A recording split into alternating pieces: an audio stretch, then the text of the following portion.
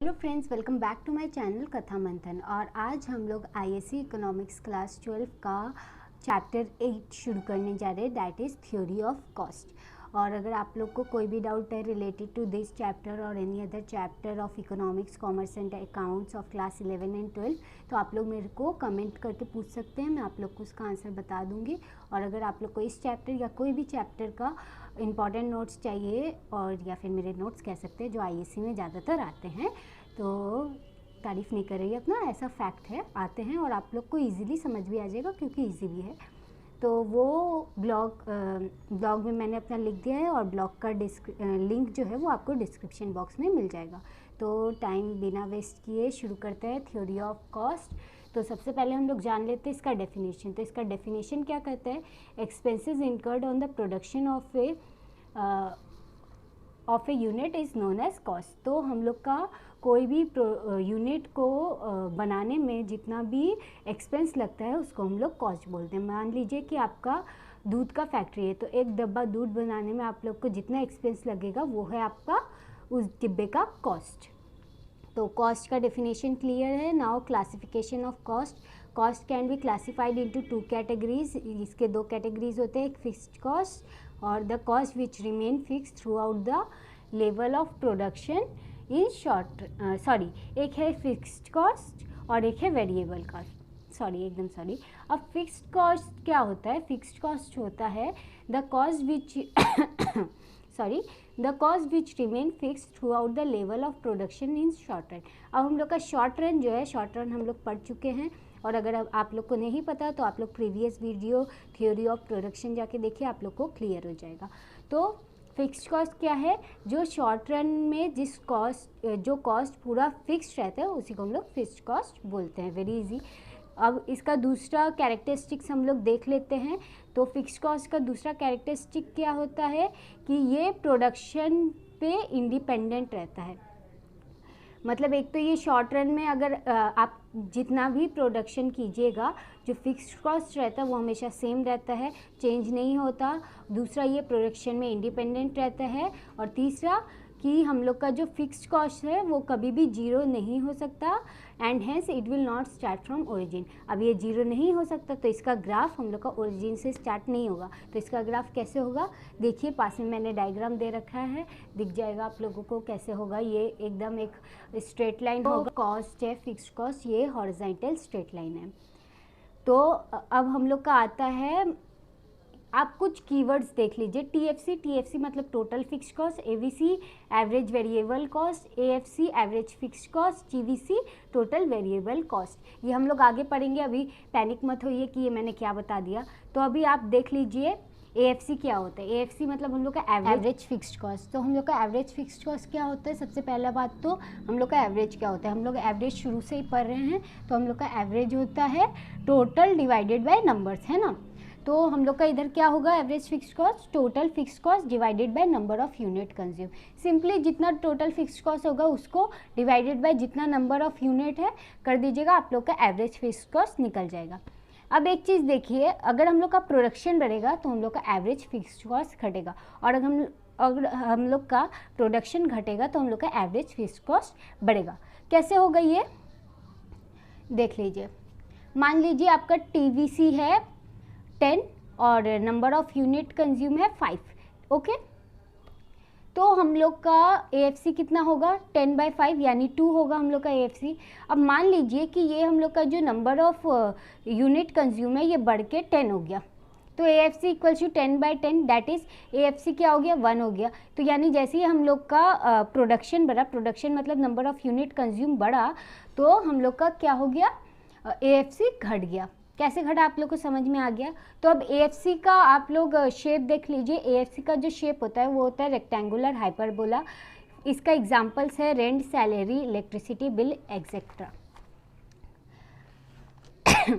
अब एक तो ये बहुत अच्छा मैंने एग्जांपल दे रखा है, ये देख लीजिए, यूनिट टीएफसी एएफसी, ओके।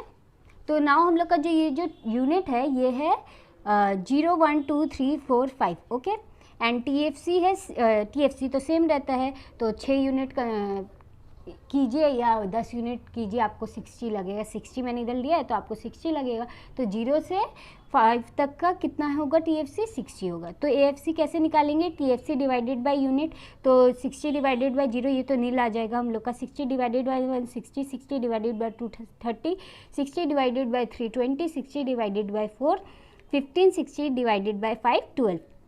तो देख रहे जैसे कि हम लोग का जैसे कि हम लोग का प्रोडक्शन बढ़ रहा है, यानी जैसे ही 1 से 5 में गया तो हम लोग का AFC कितना आ गया? 60 से 12 में आ गया। तो इससे आप लोग को क्लियर हो गया होगा कि हम लोग का जब प्रोडक्शन बढ़ता है तो हम लोग का कैसे AFC घटता है और कैसे AFC बढ़ता है प्रोडक्शन के गिरने पे।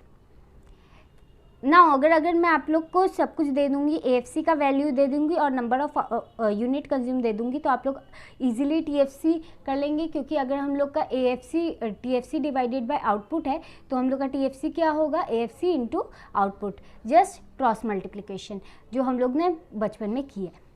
नाउ वेरिएबल कॉस्ट, नाम से ही समझ में आ रहा है वेरिएबल मतलब ये आगे पीछे होगा, ऊपर नीचे होगा। The cost which changes as per the change in the level of production either in short run और long run। अब short run या long run भी आ गया इसमें।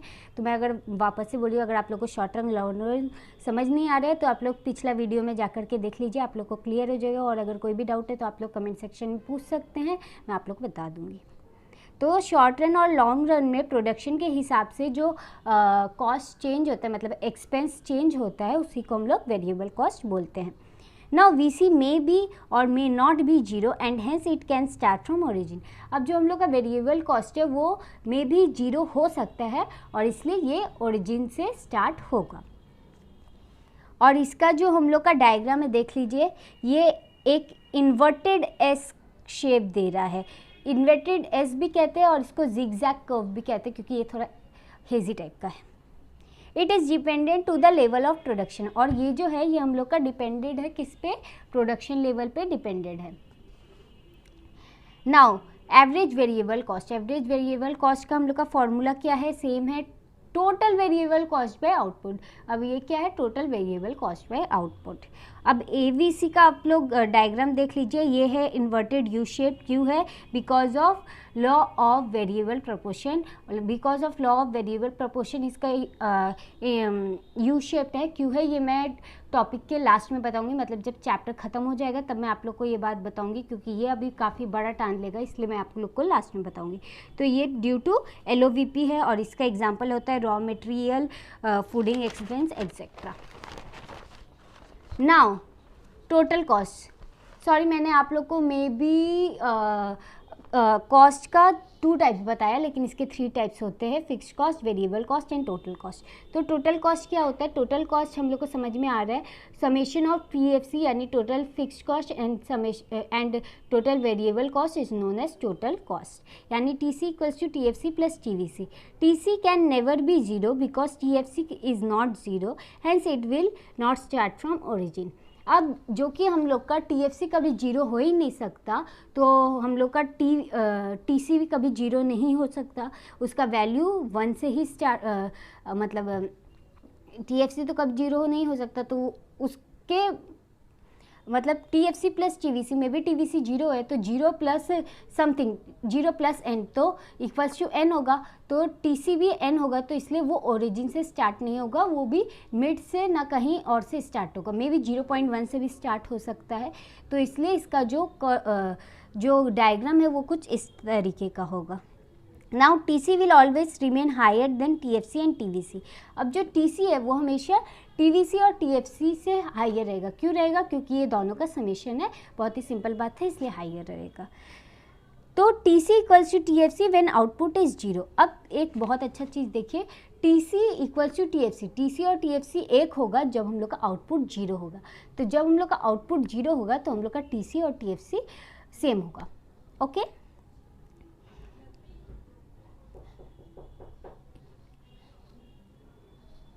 नाउ एवरेज टोटल कॉस्ट और average cost. Average total cost यानी ATC and average cost is AC। AC का आपको फॉर्मूला पता होगा, TC divided by output, and इसका AC का जो शेप होता है ये भी U शेप्ड होता है। क्यों होता है? LOVP के कारण, लॉ ऑफ वेरिएबल प्रोपोर्शन, जो मैं लास्ट में समझाऊंगी। सो फ्रेंड, आई होप आप लोग को समझ में आया होगा टीसी, टीएफसी, टीवीसी और फिर टीसी और क्या क्या मैंने पढ़ाया है, एसी, एवीसी, एएफसी, जो मैंने पढ़ाया कॉस्ट का, आई होप आप लोग को समझ में आया होगा। और अगर कोई भी डाउट्स है तो आप लोग मेरे को कमेंट सेक्शन में पूछ सकते हैं, आप लोग को उसका आंसर मिल जाएगा। And thank you friend, thank you for watching my channel Katha Manthan. और मेरा दूसरा चैनल कथा मंथन 2.0, उसको भी सब्सक्राइब कर दीजिएगा, क्योंकि उसमें मैं इंपॉर्टेंट MCQ अपलोड करती हूँ। मन होगा तो देख लीजिएगा। और मैं एक न्यू चैनल स्टार्ट करने वाली हूँ, तो अगर आप लोग को, मैं उसका लिंक दे दूँगी आप लोग को डिस्क्रिप्शन बॉक्स में, तो उसमें भी जा करके उस चैनल को भी सब्सक्राइब कर दीजिएगा। Thank you friends.